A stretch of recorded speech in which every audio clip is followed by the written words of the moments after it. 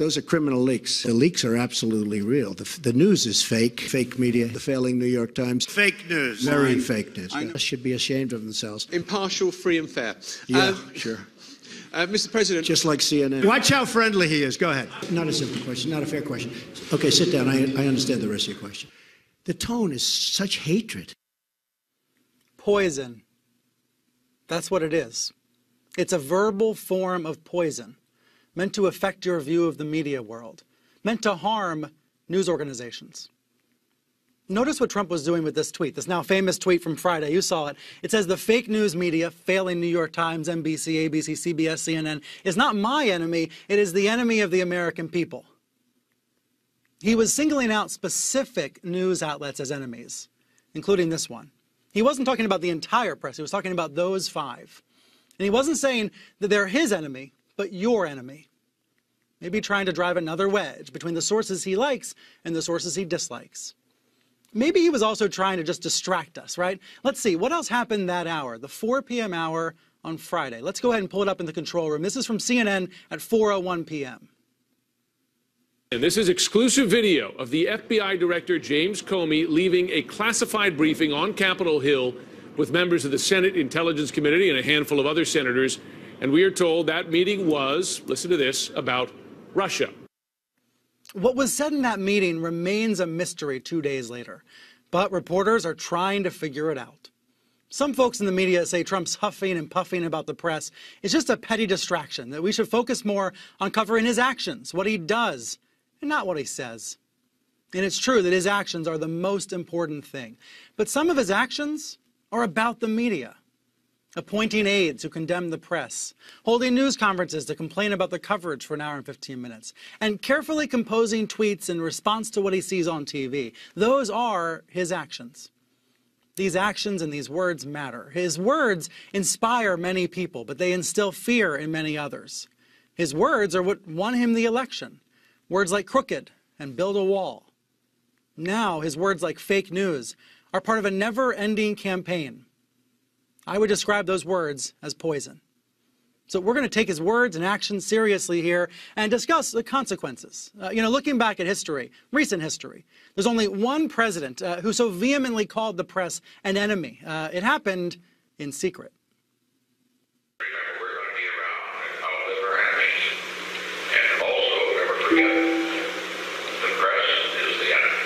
The press is the enemy. The press is the enemy.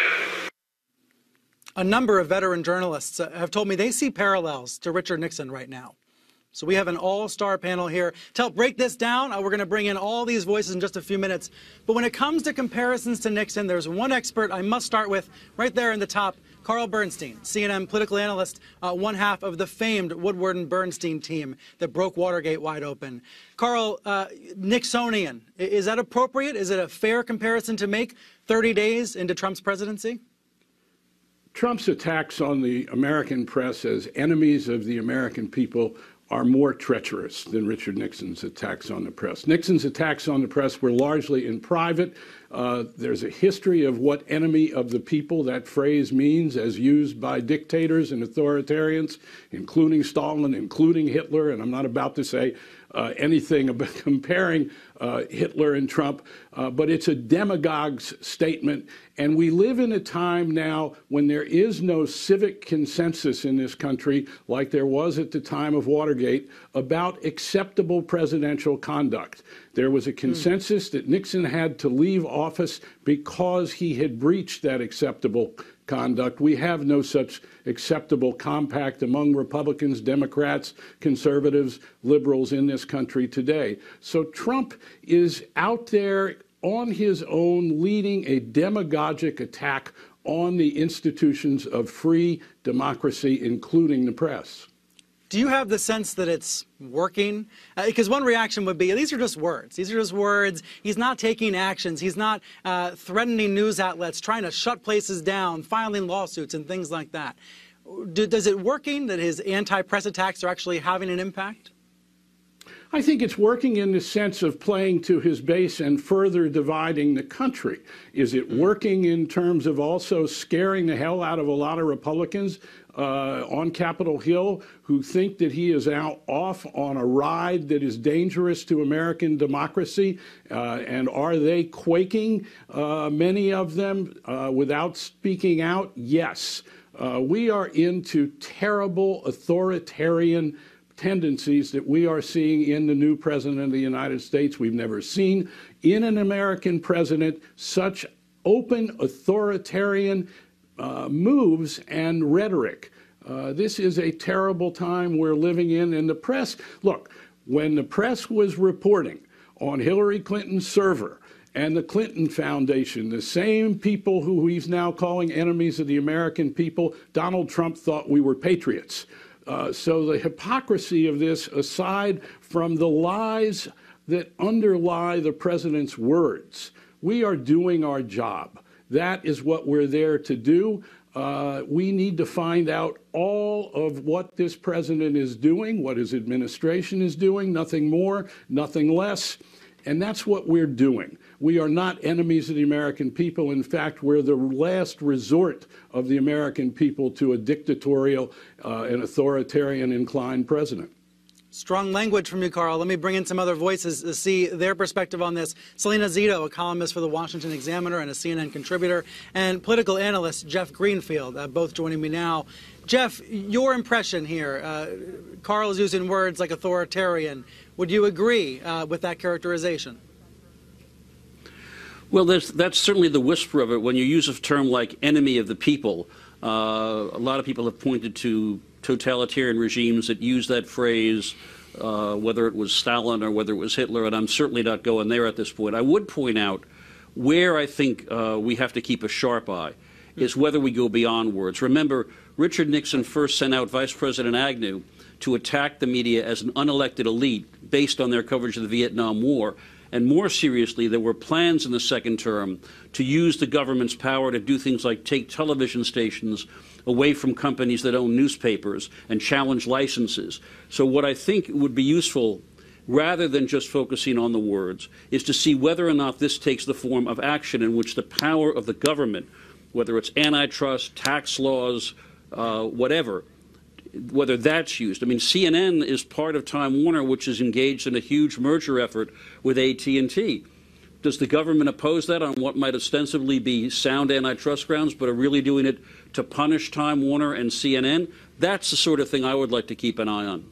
Past mergers like the AT&T Time Warner deal have received government approval. Trump, before Election Day, before he won the election, said he would block. He vowed to block that merger. At the moment, it is working its way through the regulatory process. These companies hope it'll clear by the end of the year. But what you're asking, Jeff, it's a giant question mark about what this administration will do with regards to the merger.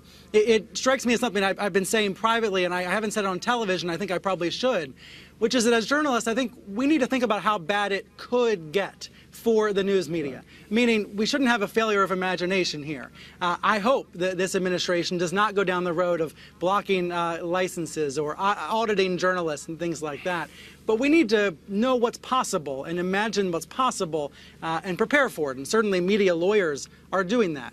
Selena, let me bring into this conversation. You were writing on Friday about Trump's enemies tweet. I want to make sure we're not going overboard, overreacting to what the president's posting on Twitter. So how did you interpret it? Well, I think we have two things going on. To Carl's point about is it penetrating into the American public, I can remember in Ambridge, in my own backyard in Pennsylvania, covering a Trump event. And I was on the phone with my editor, and a woman, elderly woman, she later told me she was 74, said, "Do you work for CNN?" And I said, "No, at the time I didn't." And she said, "Oh, well, that's good, because if you did, I would spit on you." I was like, what?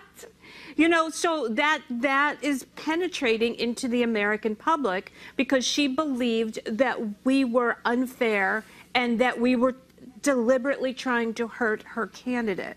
Having said that, Trump, I believe that Trump believes he needs someone, a straw man, someone to blame because there's not a Hillary Clinton out there. An We opponent. make the easiest foil for that.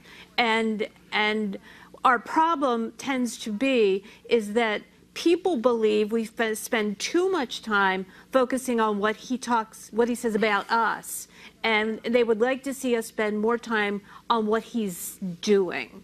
Does that make sense? It does. I would argue that some of his actions, what he's doing, is attacking the media. Well, that's true. It's more than attacking. Go ahead, and then I'll make my point. Well, I mean, we're caught in a really bad position as in the way that I see it. We are not the enemies. We work very hard to bring the truth to the people. The people need a free press. It's a vibrant part of a democracy. Carl? Look, Trump is an enemy of the truth. That is what we know from his presidency thus far. He's not interested in the truth. He's not interested in the best obtainable version of the truth, which is what real journalism and reporting is. He's not interested in a fact-based debate.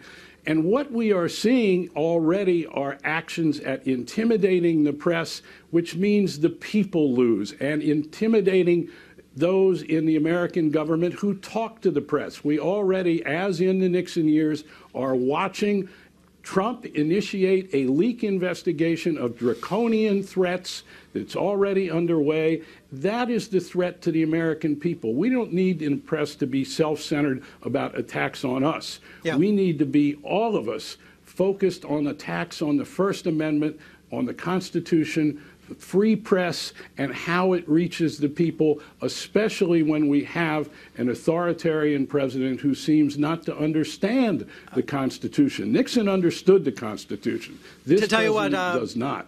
Carl, you set up my tease perfectly. We're going to talk leaks.